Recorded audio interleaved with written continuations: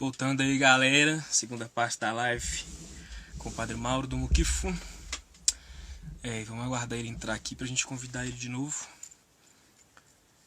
Pessoal, as perguntas que talvez a gente deixou passar aqui, vocês mandem de novo, a gente vai dar um tempo de discussão aqui e a gente vai reservar o final da live para responder as perguntas que forem aparecendo, as perguntas que não foram respondidas no primeiro bloco. Aí vocês, por favor, segurar um notinho aí, e aí vocês mandam, porque aí a gente vai deixar o finalzinho só para responder as perguntas que forem surgindo na live. Ele entrou aqui, vou convidar ele.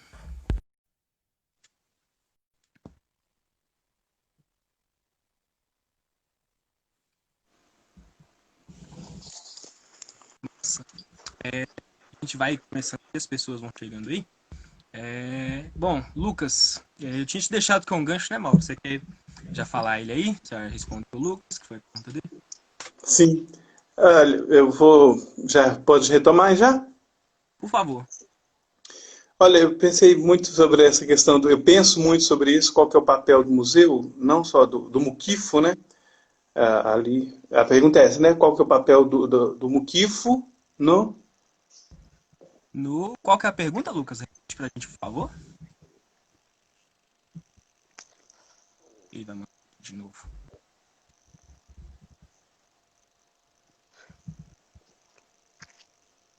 Eu estou ao vivo? Tá ao vivo, estamos ao vivo. Aham. Lucas.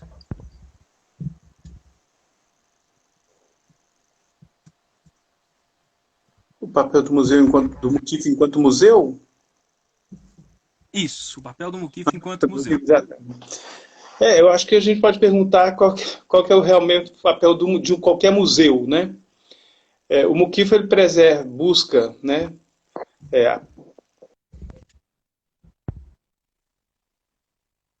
Caiu aí. Conta histórias, né? Tem suas histórias reconhecidas e narradas em um museu, né? Então acho que isso aí é o que eu identificaria como papel principal.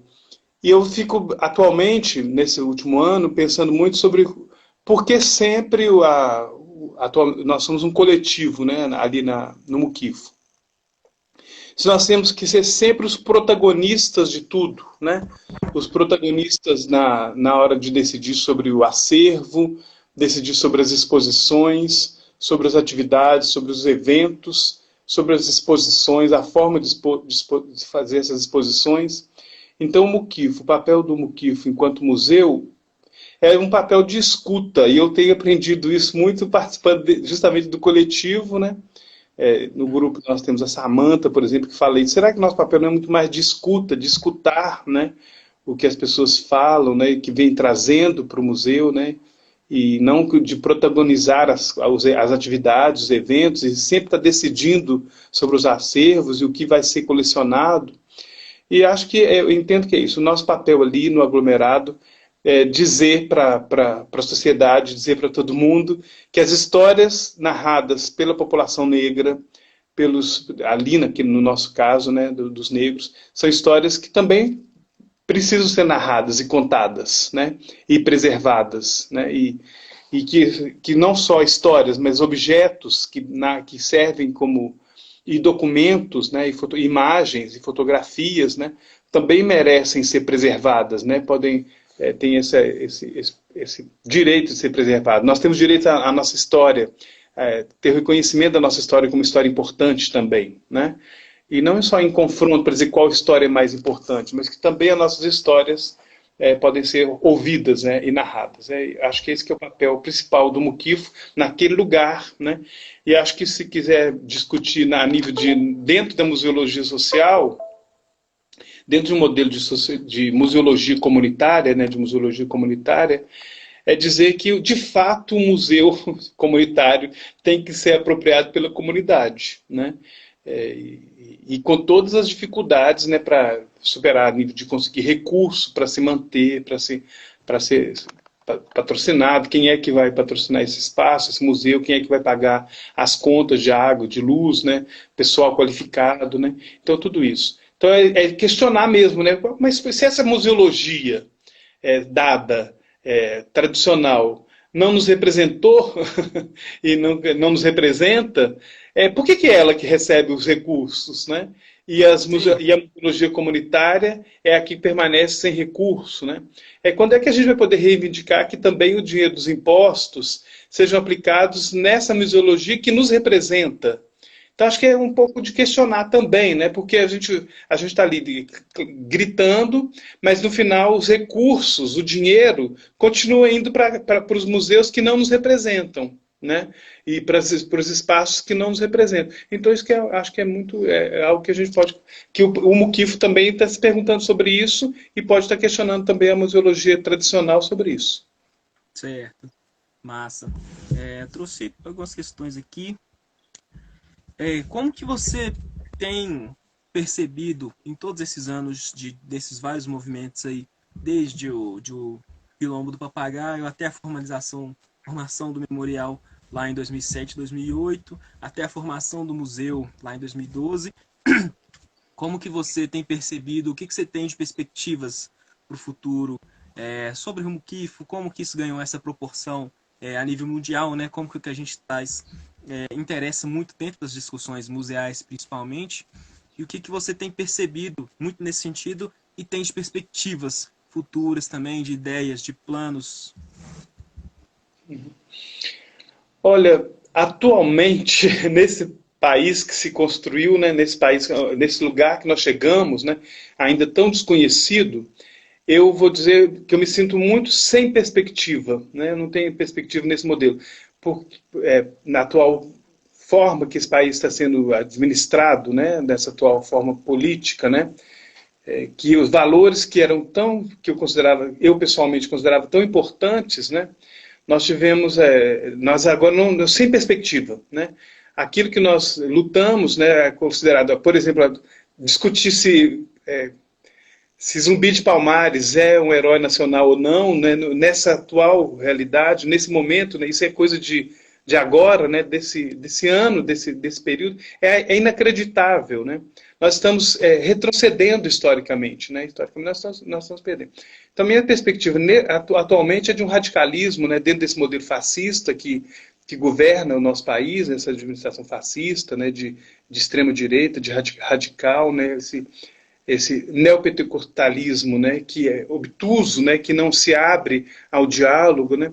Eu, de fato, e a cultura como ela vem sendo talhada, né, o que foi considerada, né, para muitos cultura, recentemente já foi considerada só uma palhaçada, né, essa que a gente pode dizer, só para citar o que a gente tem que discutir atualmente, né. A minha perspectiva eu não tenho grandes perspectivas, né, mas eu também acredito na força, algo que eu descobri, que ninguém vai fazer nada sozinho, né? Não vai ser feito nada sozinho, né? E acho que tem muito mais forças no espaço, falando de museologia que está sendo construída no modelo tradicional, né? Se reafirmando, né? Se reforçando, né? Colocando seus heróis, colocando aí de novo a população negra no lugar. Olha, o seu lugar é esse, é de coitadinho da história, é de insignificância, né? Então você tem uma grande maioria ainda reforçando esse modelo tradicional de museologia e de sociedade, né? E uma minoria, né? Mas então essa que é o meu modelo atual, é a minha visão atual, né? De não muita perspectiva, sendo bem sincero. Certo. A gente tem uma pergunta aqui do Oldar Romuel Winston. Enfim, perdão se eu falei errado. Memória e Covid-19 no território. Como você avalia? Eu vi essa pergunta passando por aqui. Eu fiquei pensando exatamente quem são os maiores prejudicados nesse momento da Covid, né, 19, e os museus comunitários, essa museologia, né, que busca estar junto com essas comunidades das periferias, também sofrendo junto, né? Então quem está morrendo são de novo os pobres, né? Quem está morrendo, a maioria de negros, né? O genocídio da população negra. Então acho que é dentro de um mesmo balaio, né? Está tudo dentro do mesmo balaio. E é claro que nós somos os museus que estamos mais em risco nesse momento, porque não há garantias para nós, né? Não só no caso do Muquifo, né? Dos museus, para nós estamos a Deus dará, né, de certa forma, né? Então acho que dentro aquilo que já era tão complexo, tão difícil, né, ficou mais difícil ainda nesse momento. Certo. Próxima, mais uma pergunta do Lucas. Será possível construir uma museologia antirracista dentro da museologia tradicional? Não, não. Isso aí eu falo claramente, é impossível. Essa museologia tradicional, né, que a gente conhecia, eu acabei me afastando cada vez mais, né, não tem interesse. Ela está se reforçando, né, dentro desse modelo atual, né, que não é só aqui no Brasil, né.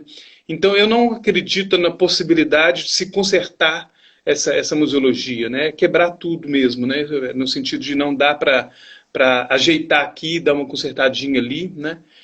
Porque isso é que foi prometido a vida toda. Sim. Num dia nós vamos olhar para a história dos negros. Um dia nós vamos contar essa história, né? Isso nunca aconteceu. Então, quem sempre prometeu e nunca cumpriu, né? E aí vai junto essa museologia tradicional, eu não confio, é impossível. Não dá para consertar esses museus que foram construídos para isso. Eles vão deixar de ser o que eles são? Não vão deixar. É de onde se tira a fonte para se manter. Eles se mantêm com o dinheiro dos impostos, com o dinheiro público, né? E para garantir a perpetuação, que se perpetue esse modelo capitalista, racista. Então, como que vai fazer? Aí eu me faço a pergunta agora para mim mesmo, né? Como eu, padre, o Museu de Quilombos e Favelas Urbanos, o Muquifo, eu dentro de uma instituição que contribuiu para que essa população negra fosse expulsa, agora tem um discurso para falar que essa população tem direitos a pertencer a essa cidade, não é? Então, será que dá para consertar aquilo que nasceu para ser assim? Né?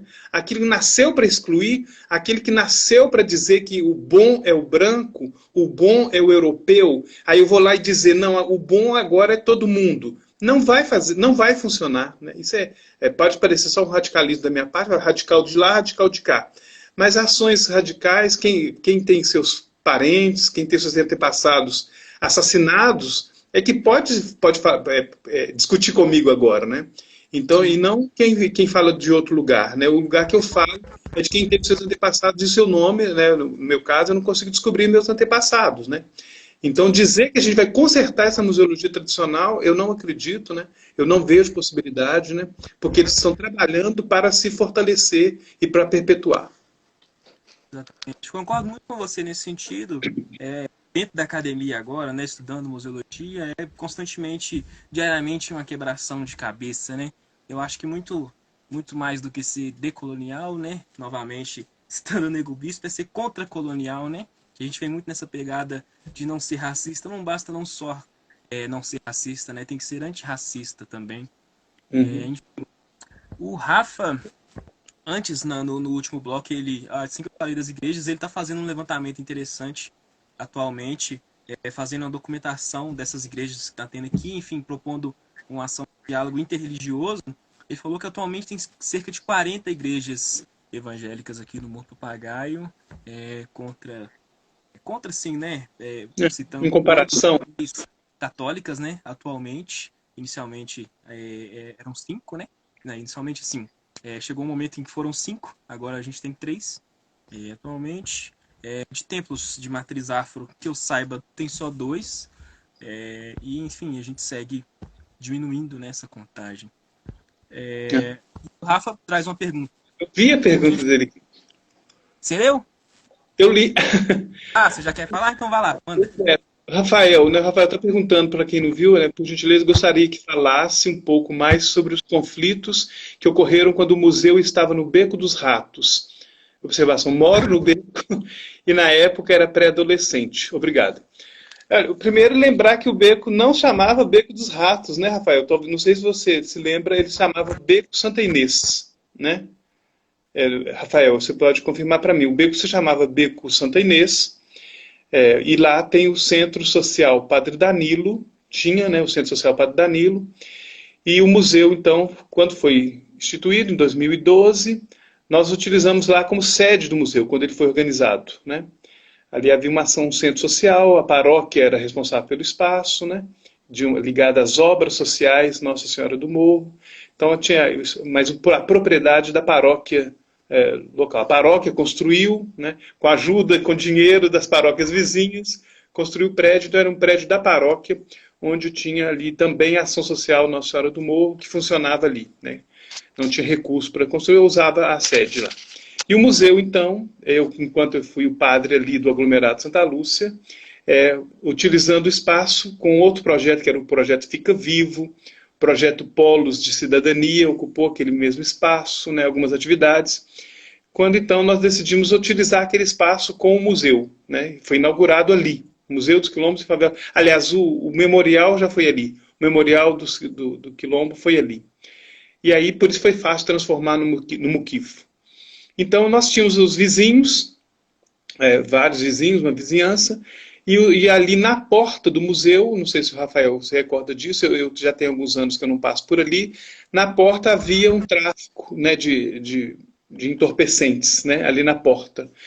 E algumas vezes, quando eu chegava ao museu, alguns jovens estavam armados. Mas comigo nunca trouxeram nenhum tipo de conflito comigo pessoalmente, né? Mas então as pessoas que vinham visitar o museu começaram a manifestar que estavam receosas de ir ali ao museu.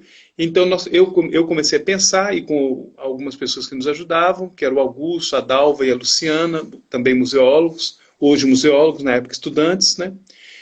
Discutindo o que nós iríamos fazer, se o museu estava ali e as pessoas não estavam indo ali, né, visitar o museu, né? Nós estávamos passando algumas tardes ali e as pessoas receosas de ir por causa da relação com esses jovens ligados ao tráfico ali na porta do museu.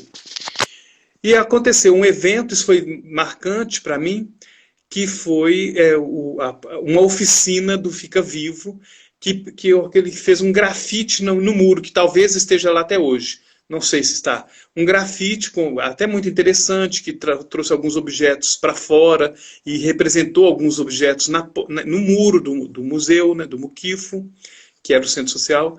E aí, nesse dia, na organização desse evento, eu me lembro perfeitamente, não lembro exatamente o ano, na organização do evento, o beco era o Beco Santo Inês. No cartaz, eu tinha um cartaz até muito pouco tempo atrás, colocou-se Beco Santo Inês, Beco dos Ratos, né? E no cartaz do Fica Vivo, né, do projeto, do programa Fica Vivo, veio escrito Beco dos Ratos. Eu entendo que foi a primeira vez que foi citado assim, oficialmente ali como Beco dos Ratos. Então, a partir daqui, interessante que quando teve o evento, eu me lembro do evento, né? Já no dia seguinte nós não tínhamos mais condição de ir ao museu, né? Que aí houve uma relação de conflito, né? Eu mesmo passei a ficar com receio, com medo de ir lá, medo, a palavra era essa, né? De ir, né?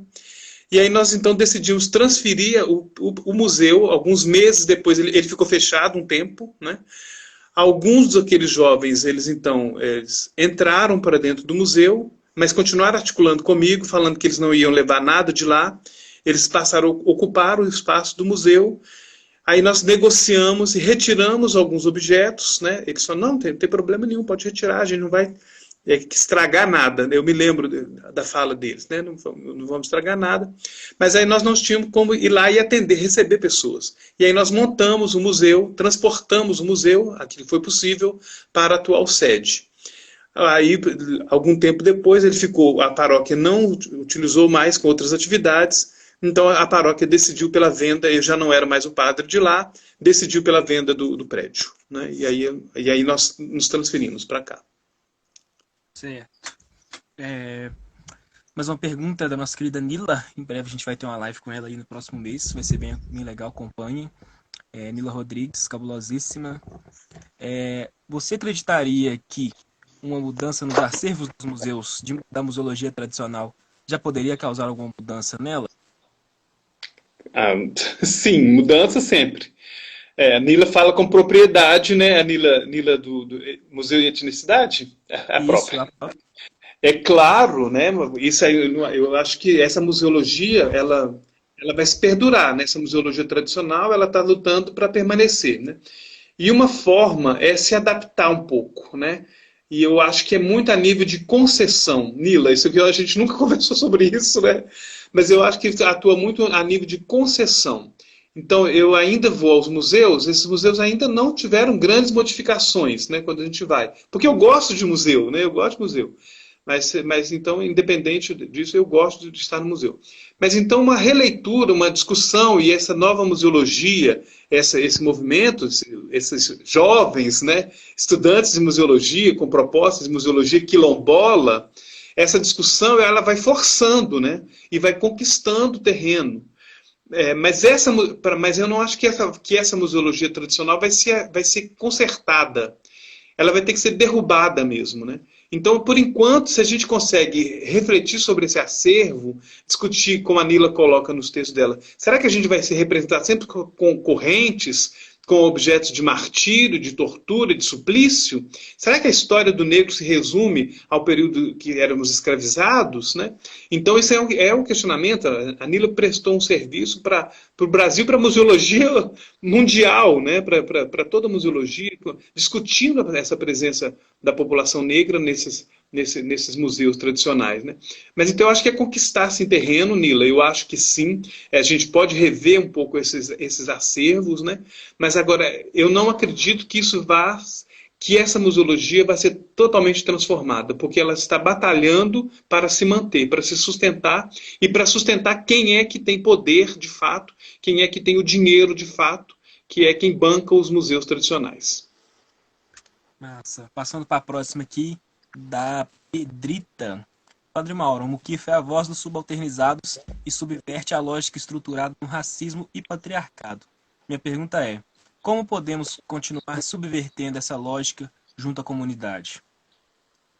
Não só do patriarcado, mas do capitalismo, né? Do modelo patriarcal, capitalista, né? Então, racista, né? Então, acho que a gente tem que colocar aí outros conceitos. Eu acho que como que o Muquifo contribui? Calma aí. Não é essa a pergunta. A pergunta é... Eu já estava descendo para as próximas aqui. Como podemos continuar subvertendo a essa lógica junto à comunidade? Junto à comunidade... Eu acho que ainda eu não tenho essa capacidade de responder isso, porque eu acho que ainda preciso escutar muito, viu? Eu acho que ainda preciso escutar muito, porque senão vai ser sempre... Eu quero mudar de lugar, aprendendo muito, ouvindo, né? Aprendendo muito. Eu acho que essa comunidade ela precisa se manifestar para que o Muquifo possa continuar subvertendo, a gente ainda vai precisar escutar muito para dizer, mas para qual direção essa comunidade quer ir? Porque se eu disser, e se nós, enquanto coletivo do Muquifo, se nós dissermos para onde o Muquifo vai, então a gente vai estar fazendo a mesma coisa. Então essa comunidade ela vai ter que se posicionar, essa comunidade vai falar, se nós queremos que siga tal direção, ela vai ter que se apropriar cada vez mais, né? Então o Muquifo vai poder subverter, escutando mais, para que a própria comunidade decida para onde quer ir, né? Essa museologia, para que ela possa construir a museologia que ela quer. E não a museologia que nós acreditamos que seja melhor. Senão a gente vai estar fazendo a mesma coisa. Sim. Próxima, a pergunta da Cláudia Pula. Quais ações sociais foram mais relevantes na comunidade? Quais ações sociais que o museu desenvolve? Bom, ela deixou bem aberto. Não sei se só o museu ou no aspecto geral. Eu não me sinto assim, você está falando com relação aonde o museu, o Muquifo está, né? O Muquifo, se é onde o Muquifo está. Eu não posso falar com propriedade sobre isso. Esse é um tema que eu não posso falar com propriedade. Peço desculpa. Cláudia, se você quiser reformular a sua pergunta e a gente volta nela aqui depois, a gente consegue talvez te dar uma ideia. Tô lendo aqui, calma. Próximas perguntas, mais uma do Lucas. Pensando na ideia de desconstruir a museologia tradicional, será que nós da Rede Museologia Quilombola podemos construir novos caminhos? Sim, sim. Repetindo, né, eu já me repetindo aqui, construir novos caminhos mesmo, né, construir novos caminhos mesmo, e não simplesmente adaptando, né, nós já fizemos muita concessão Nós já fizemos muita concessão, o povo negro já fez muita concessão e não vai ser fazendo isso, não vai repetindo os mesmos percursos, não vai resolver não, né? Então é mesmo buscando novos caminhos mesmo. Eu acredito nisso, né? Massa. Deixa eu ver se vai ter mais alguma pergunta por aqui. Mauro, por enquanto acho que não tem mais nada. Você quer falar mais alguma coisa que talvez não tenha sido provocado? Algo que você tenha trago, que você queira trazer também para essa discussão? Eu gosto muito de casinho, né? Eu gosto muito de casinho. E se fala de alguma experiência que eu fiquei pensando ali, bem concreta dessa museologia, porque nós trabalhamos isso recentemente, das ocupações que o Muquifo recebeu, né? Das formas que o Muquifo foi ocupado. Eu falei dessa experiência lá no Beco dos Ratos, né? Que foi uma ocupação também, né? Foi uma ocupação também do Muquifo, né? Do espaço do Muquifo. E nós tivemos eu considero várias ocupações muito interessantes. Por exemplo, o sarau no Muquifo, né, que o Alexandre tem muita autoridade para falar, ele faz parte do coletivo, isso não é um sarau, que acontece no Muquifo, mas que não é o sarau do Muquifo, né, ele só acontece ali, né, que eu acho que uma forma de apropriar que eu queria registrar que existem formas que esses museus comunitários, museus sociais, museus quilombolas, né, que a gente use outros referenciais, né, que é de sair de cena na hora certa, né, de dizer, nós enquanto coletivo dos museus, né, se eles são administrados e organizados de forma coletiva, que a gente acolha outros coletivos, né, e não como aquele que vai dar a palavra final e definir demais as coisas que vão acontecer, mas de abrir as portas e permitir esse museu da comunidade, que essa comunidade se manifeste. Por mais difícil que seja, né? Porque acaba que o coletivo do Muquifo também vai criando seus conceitos, seus lugares, né? E vai estabelecendo seus critérios ali, e começando a selecionar. A gente tem que tomar cuidado com isso, senão a gente vai acabar repetindo. Mas eu vou narrar uma que eu considero muito, muito legal, que é a ocupação por parte da dona Januária. Né? Eu sei que talvez alguém mas vai lá. Dona Januária, ela ocupou o Muquifo e ainda ocupa, né, através de uma coleção. São 6 objetos que ela colecionou ao longo de vários anos. Dona Januária, então idosa, ela me procura e pergunta se eu quero guardar as coisas dela, né, no Muquifo, no museu. E ela só me fala isso. Isso eu achei interessante. Ela só me falou isso. Que ela tinha umas coisas, ela usa a expressão coisas, e que ela queria guardar se eu queria guardar essas coisas no museu. E eu, de primeira, eu falei, claro, foi bom que eu respondi que sim, né? E descobri que a história era muito mais interessante, muito mais profunda. E aí eu vou narrar depois que eu descobri tudo, né? Um pouco, né? Não tudo, mas uma grande parte. Ela havia feito uma visita a um museu, que é um museu aqui da região, de Bichinho, entre Bichinho e Tiradentes, tem o Museu do Automóvel, entre Bichinho e Tiradentes. Ela tinha ido lá. E ela tinha visto esse museu. E ela falou depois que tinha sido a primeira vez que ela tinha entrado no museu. Ela sozinha entendeu que vários objetos que ela tinha na casa dela também eram importantes, porque ela viu coisas importantes lá no museu, ela tinha umas coisas na casa dela. Um neto dela, ele tinha pego essas coisas da casa dela e tinha jogado fora, jogado no lixo, né? E aí ela depois narrando, não para mim, mas narrando para Kelly, que fez um mestrado que defendeu sobre a dissertação sobre essa coleção, né? Então ela fala que o neto dela tinha ido à casa dela e que tinha jogado fora algum desses objetos. Ela briga com ele e fala que ele não era para ele jogar fora os objetos. Se ele não quisesse guardar, depois que ela morresse, era para ele colocar aqueles objetos no caixão dela que ela ia levar. E aí ele pede desculpas e ela fica magoada, mas ela perdoa ele, desculpa ele. Aí que ela então me procura, porque ela já tinha ido ao Museu do Automóvel, ela já tinha brigado com o neto, já tinha discutido com ele, ela sozinha entendeu o que era museu, então ela me pergunta se eu queria guardar as coisas delas, mas sem me contar isso, sem me contar nada disso, né? Então a gente providencia de buscar esses objetos com ela, pegar, porque ela já era bem idosa, já estava com mais de 90 anos, levamos para o museu. E aí nós não entendemos os objetos, porque eles são, eu vou tentar lembrar todos, um crucifixo, um quadro do Sagrado Coração de Jesus, uma lamparina, uma cuscuzeira, uma balança, uns objetos para balança e um relógio. São 6 objetos. E aí, quando chegaram aqueles objetos, eu não interpretei, não entendi, mas gostei, mas não entendi, e coloquei no centro do museu, da sala de exposição, da sala principal, porque eu achava que era importante, né? Eu entendi que era importante. Então, aí uma outra vez, ela me procura e fala assim, o senhor gostou? O senhor gostou? Né? Aí eu falei, gostei dos objetos. Ela falou, eu quero ir ver eles lá no museu, eu quero ir lá. E aí, o que para mim já era um assunto muito importante, né? Eu falei, nossa, aqui é algo muito... Ela quer ir lá. Então, nós providenciamos a visita dela, que ela estava idosa, nós buscamos ela e trouxemos ela ao museu. Ela chega, e é exatamente isso que aconteceu. Ela gosta e fala, que bom. E fala, mas o quadro ainda não está na parede, né? E aí ela fala assim, solta assim, mas o quadro ainda não está na parede. E aí nós entendemos alguma coisa, né? Aí que eu comecei a entender, né? Que ela tinha tramado, a palavra é essa, ela tinha tramado tudo, né? Ela tinha me convencido de buscar as coisas na casa dela, e ela tinha convencido de levá-la lá, e ela sabia o que ela queria fazer com aqueles objetos, e eu achei que não. Eu achei que não.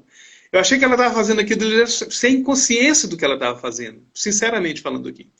E ela, então, quando ela fala, mas o quadro ainda não está na parede, nós entendemos, aí, não na mesma hora, mas nós empurramos o expositor para o canto e colocamos definitivamente então, o quadro na parede, como ela queria. Né? Então, eu acho que essa ocupação representa o que eu entendo por museologia hoje. Mas claro que eu posso pegar outros objetos, outras coleções que no museu, mas essa, para mim, eu sou capaz de refletir sobre o que eu acredito sobre museologia e preservação de patrimônio por essa pequena história tão profunda da Dona Januária. Por isso que a coleção se chama O Mundo de Januária. A curadoria foi da Luciana que fez a curadoria, e depois a Kelly também contribui, a Kelly Freitas, as duas compartilharam essa curadoria, e ela está ali, até hoje no museu. Esses objetos, uma decisão nossa é que eles são inseparáveis, né? Eles não podem ser expostos separados, né? Eles podem ir juntos para alguma exposição, eles já estiveram em Frankfurt, na Alemanha, durante um mês, 15 dias, em exposição em Frankfurt, no Museu Histórico de Frankfurt, juntos e contada e narrada a história da Dona Januária, para dizer dessa possibilidade de uma subjetividade de um personagem real dentro desses museus. Né? Então, eu acho que com isso eu me sinto contemplado para dizer qual é a museologia que eu acredito, uma museologia que é capaz de ouvir, né, e de se corrigir. Né? Nós não tínhamos colocado o quadro na parede, pensando que era a melhor forma, mas de ouvir o que a Dona Januária desejava, o que ela queria, e aí concretizou-se essa exposição. A Dona Januária é uma co-curadora da exposição, né? Exato. Mauro, a Cláudia Pola fez aqui, ela reformulou a pergunta, ela disse que sim, são as principais ações, as mais, as principais, as mais importantes ações que o museu mesmo já realizou junto à comunidade. Tá, que ótimo. Era o que eu tinha pensado. Desculpa, eu tinha pensado que era isso mesmo, Cláudia, né? Obrigado pela pergunta. E eu tenho pensado, isso eu penso há muito tempo, né? Que é de tentar distinguir, né, e entender o nosso papel enquanto museu, né? Então, eu acho que a nossa ação, enquanto atentos ao patrimônio do Morro do Papagaio, atentos àquelas histórias, atento àquela realidade e ouvindo aquela comunidade, aquele povo, né? Essa é a nossa ação social, né? E eu tenho dificuldade em achar que seria uma outra função, né? Que a gente, como, por exemplo, agora na situação do Covid-19, nessa situação, se nós teríamos uma outra função, né? Se isso não é um remendo que se quer dar, e querer dizer que aquela instituição, por estar na favela, ela também deveria cumprir uma função, que não espero que, eu acho que a Cláudia não está perguntando sobre isso, uma função de caridade ali, né? Então, eu acho que o museu ele precisa cumprir o seu papel social é de preservar aquelas histórias, né, se quiser usar outra palavra, não preservar, mas de preservar aquelas memórias, aquelas histórias, aqueles objetos, né, que estão ali. Essa é a nossa função social. E não um museu que tem anexo um cursinho para os pobres, para os negros, que distribui alimentos, né? Eu acho que a Cláudia não perguntou sobre isso, né? Eu entendo que ela não perguntou sobre isso. Mas eu não acho que essa seria a função, por estar numa realidade de favela, o museu, o Muquifo, teria que cumprir esse papel que a Igreja Católica tentou cumprir e fez isso muito mal a nível de caridade, abrindo mão e deixando de estar à frente da luta pela justiça e nas lutas antirracistas, assumindo uma postura de caridade e de bondade. Né? Então, a minha posição, nem a minha voz não tem que ser a que vai definir sobre isso. Né? A função social de um museu comunitário é preservar as histórias e é assim que contribui para que aquela comunidade possa, conhecendo a sua própria história, valorizando a sua própria história, não permanecer no lugar que querem nos manter. Né? E como aquelas mulheres resistirem, porque elas deram valor à sua própria história e elas permaneceram ali, né? E resistiram. Então acho que essa é a contribuição que o Muquifo dá, valorizando aquelas histórias, não outra. Bom, maravilhoso. A Roma perguntou aqui de novo sobre o sarau. O sarau a gente divulga sempre nas nossas redes sociais, no Insta do Muquifo, no Insta do coletivo. Isso não é um sarau, que é o nome do coletivo, é o nosso Insta também. Nas páginas do Facebook também, sempre sai lá quando for rolar. A gente está pensando em fazer edições online, sim, só que por enquanto ainda não rolou. Mauro, eu acho que no mais é isso. A gente não tem mais nenhuma pergunta, acho que a gente já segue caminhando aqui. Você quer trazer mais algum apontamento final? Mais alguma questão que talvez não tenha sido abordada durante a nossa conversa? Olha, dizer se a minha fala era da igreja ao Muquifo, eu vou dizer do modelo de igreja que eu conheci, né, da igreja católica, eu só vou falar agora da igreja católica, né? Esse espaço que é o Muquifo, né, que é o Muquifo, que eu participo também, não sou, né, nem sou o que está tão à frente assim, mas que participo desse movimento, eu acho que as relações que nós construímos ali são muito mais democráticas, né?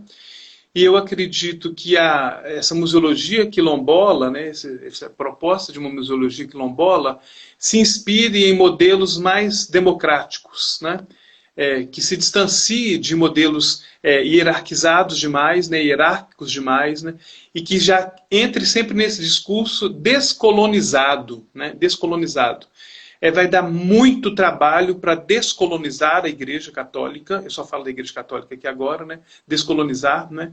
E eu tenho pouca esperança de conseguir descolonizar esse modelo eclesial que existe, que foi dado, né?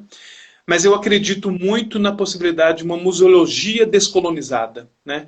Feita por essa juventude, né, negra, essa juventude aquilombada, né, que para construir algo completamente novo. Né?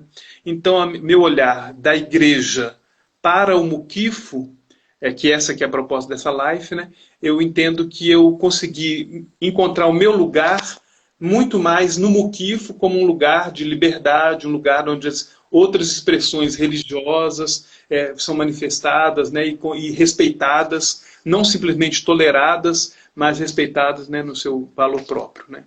Então, da Igreja Muquifo, eu vou dizer que eu me sinto muito mais feliz no Muquifo do que na igreja enquanto instituição.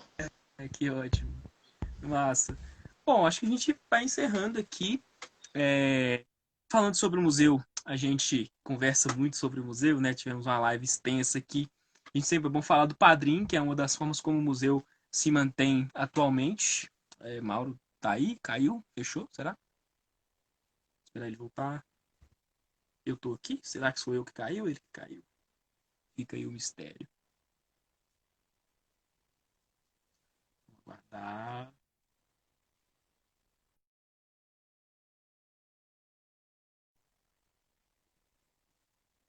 Parece que ele caiu realmente. Será que ele volta? Será que a gente espera um pouquinho para ele voltar?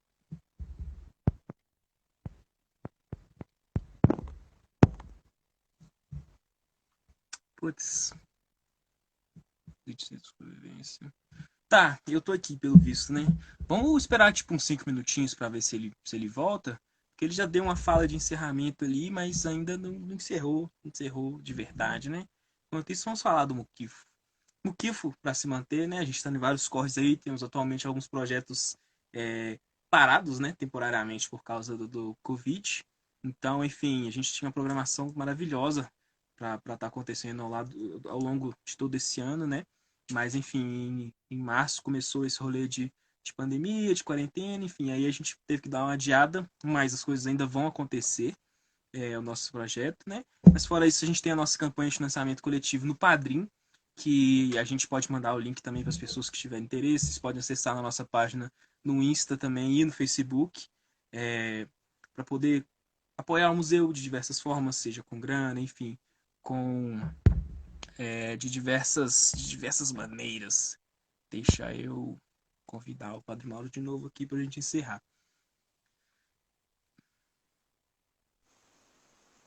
Voltou? Eu voltei. Voltou. Isso. Ótimo. Aí a Samantha mandou o link para a nossa campanha do Padrim, padrim.com.br/Mukifo. Por favor, nos apoie lá de diversas formas, se não puder com grana. Apoie compartilhando, apoie sempre nas nossas atividades também, porque o nosso rolê todo geralmente é gratuito, a gente não tem taxas nem de entrada no museu. Então, vocês, por favor, acompanhem por lá. Nossa forma de girar grana é através do Padrim e de projetos. Nem sempre os projetos são aprovados, nem sempre os projetos estão ativos. E na atual conjuntura os projetos estão ameaçados. Então, apoiem os museus que vocês acreditam da forma que vocês conseguem.